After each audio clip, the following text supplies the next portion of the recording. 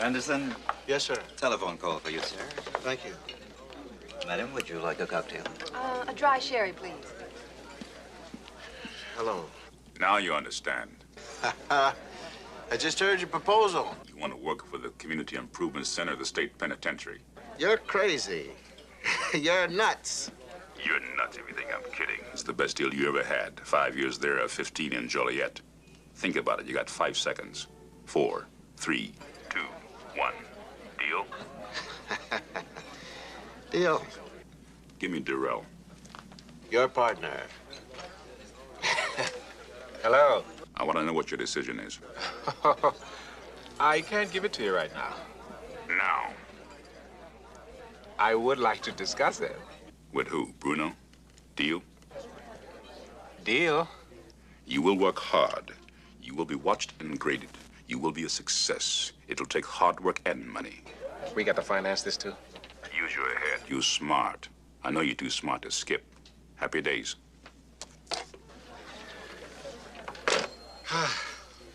Just trying to clear the decks. You be ready to start tomorrow? Oh yes, I think we'd have to. Will 9 o'clock be all right? 9 o'clock. In the morning? Well, we do open at 7:30 for daycare. 7:30? No, 9 o'clock would be fine. Fine. Yeah. Good, then I'll show you everything tomorrow morning. Now, I must tell you, our job preparedness program is where we need immediate help. We've been assigned 30 youths by the juvenile court. They're not volunteers, mind you, they are assigned. It's ironic, isn't it? Ironic. Anyway, that program ends in 3 weeks, and we have not found one job or prepared one kid for taking and holding a job. Oh, thank you. How do you prepare your poisson mousse? Fresh salmon. We gotta find him. And quick. Then placed into a box. Because I cannot get up at 9 o'clock for the next 5 years. It will kill me. There's got to be some connection between him and that center. That's where we start.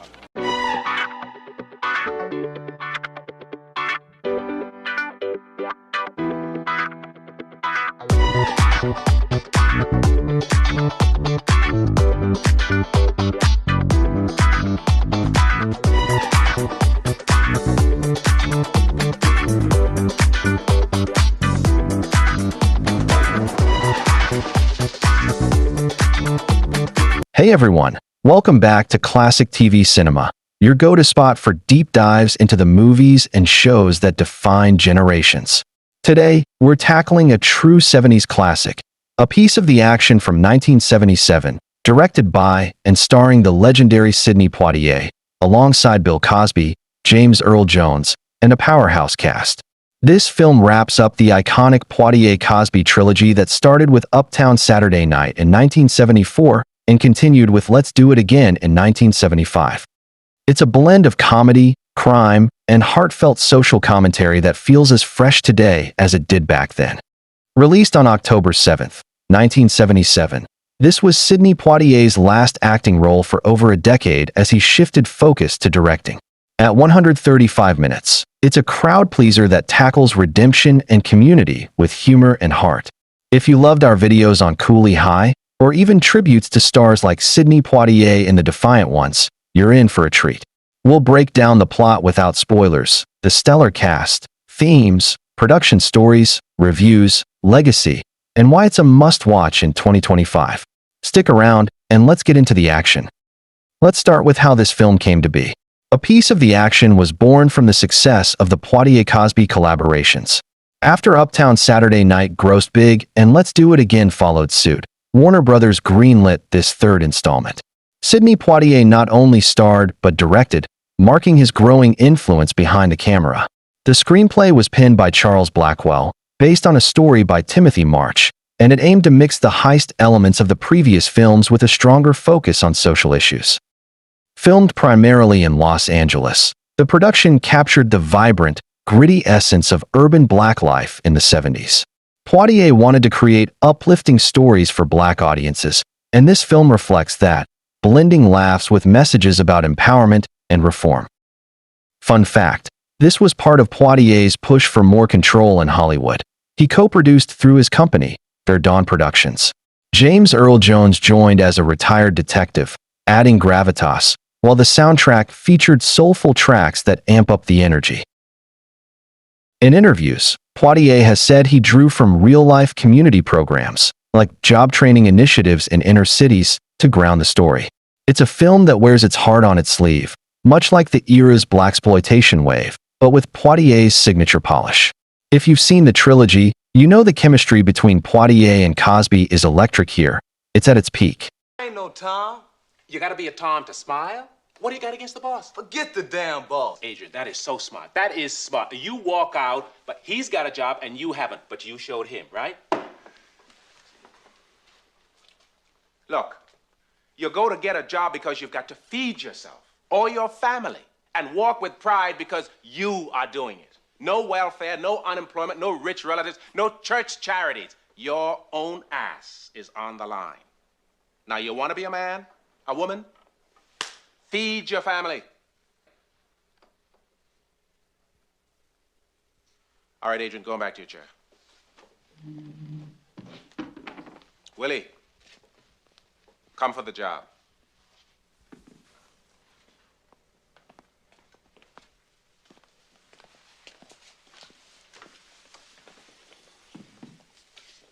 Good morning. Morning. I'm Willie Mangum. I came to see about a job. Well, Mangum, why do you want to work for me?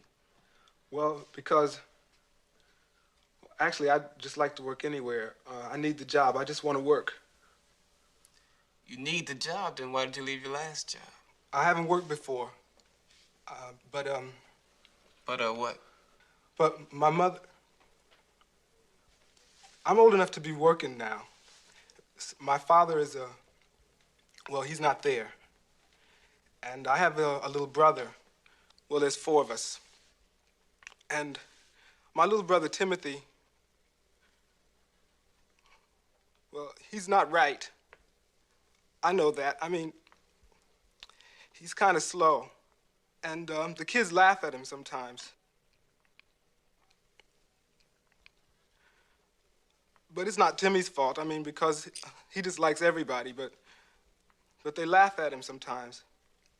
And Mama tries, but she lost that little piece of job she had, cutbacks and everything. And the welfare sends some, but it's... See, Timothy can't be by himself. He's like a little baby, and I watch him some. Mama says I have to be a man now. But sometimes I get scared because it's hard sometimes. And she don't force me or nothing, but if I'm gonna be a man, and I gotta get me a job and help out or move or something.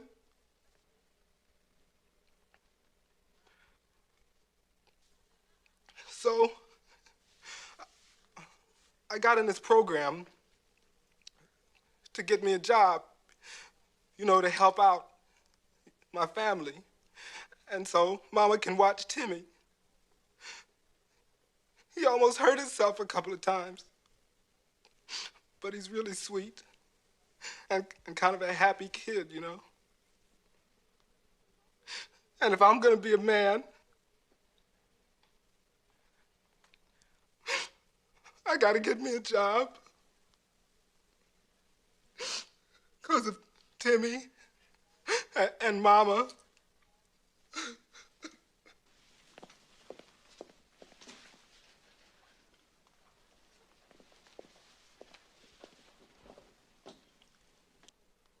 You know, Mangum,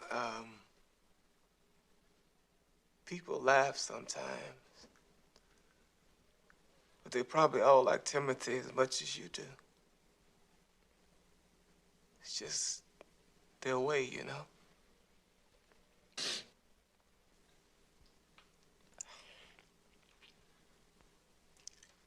You really want a job, don't you? Yes, I want the job. Well, are you sure you can do the work? I'll learn it. I think you will. You're all right, man. You ought to have a chance. without giving away any twists because you need to experience this one fresh. A piece of the action follows two slick con men, Manny Durrell, played by Sidney Poitier, and Dave Anderson, portrayed by Bill Cosby. These guys are living the high life through clever schemes, but their world flips when a sharp retired detective, Joshua Burke, who was played by James Earl Jones, enters the picture. Burke uses his wits to rope them into volunteering at a local community center run by the dedicated Lila French, Denise Nicholas, where they mentor a group of at-risk youth. The setting is a bustling, unnamed urban neighborhood. Think 1970s Chicago or New York, with vibrant streets, bustling centers, and a mix of glamour and grit. The film opens with high-stakes action and humor, then shifts to heartfelt interactions at the center, where the cons teach life skills while learning a few themselves. It's a redemption tale wrapped in comedy, with chases, disguises, and witty banter that keeps the pace lively. What stands out is how the plot weaves in real social elements, like unemployment, youth delinquency, and the power of community programs. It's not preachy, it's fun, with laugh-out-loud moments amid the drama. The runtime flies by as the characters navigate moral dilemmas and unexpected alliances. If you're a fan of buddy comedies like 48 Hours, or even modern ones like The Nice Guys, this is a precursor with a cultural twist. The cast is what elevates a piece of the action to legendary status. Sidney Poitier as Manny Durrell is suave and commanding.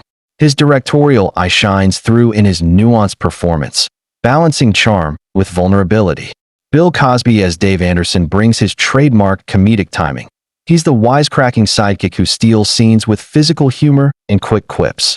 Their dynamic is like a well-oiled machine, built from years of collaboration. James Earl Jones as Joshua Burke is a force. His deep voice and authoritative presence make him the perfect moral compass.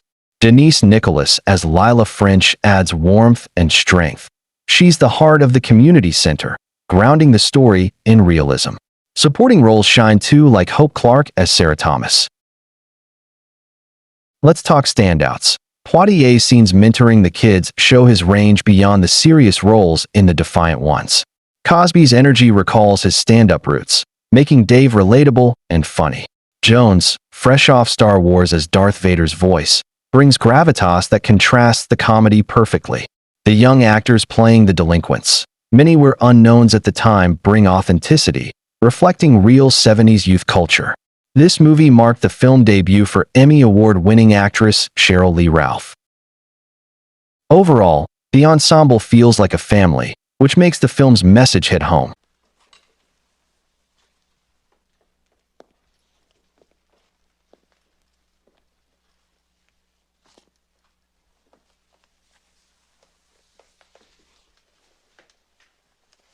Good morning. Good morning. I'm Barbara Hanley, and I'd like a job. And I'm not gonna smile because I don't feel like it. You're not feeling well, Barbara? I don't feel like it because I'm mad. Why are you mad, Barbara?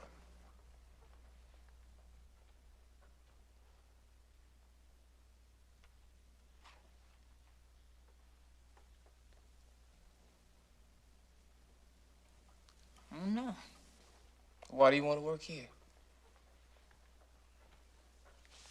Let somebody else go. I'm not ready for this. A piece of the action tackles big themes, redemption, as the cons find purpose, like community empowerment, highlighting job programs for Black youth, and social inequality, all through a comedic lens. It's Poitier's way of addressing post-civil rights era challenges without losing the fun. Unlike straight dramas, it uses humor to make points about systemic issues, much like Cooley High did with coming-of-age stories. 48 years old in 2025, it reminds us of cinema's power to entertain and educate. That's our deep dive into a piece of the action. What's your take on the trilogy? Share in the comments and hit the bell for more videos, like our Charlie Sheen or John Amos tributes. Until next time, keep the classics alive.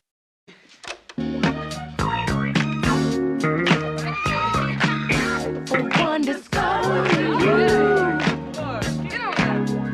makes a dream come true.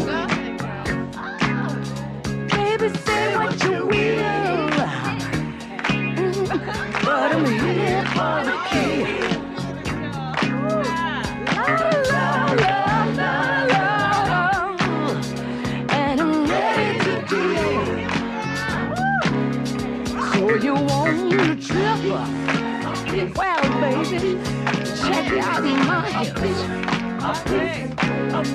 These are the flies. I'll launch us to the sky. Delicious main attraction. If you love this deep dive, like and subscribe for more retro content. Let's keep the retro love alive. Thanks for tuning in and have a blessed day.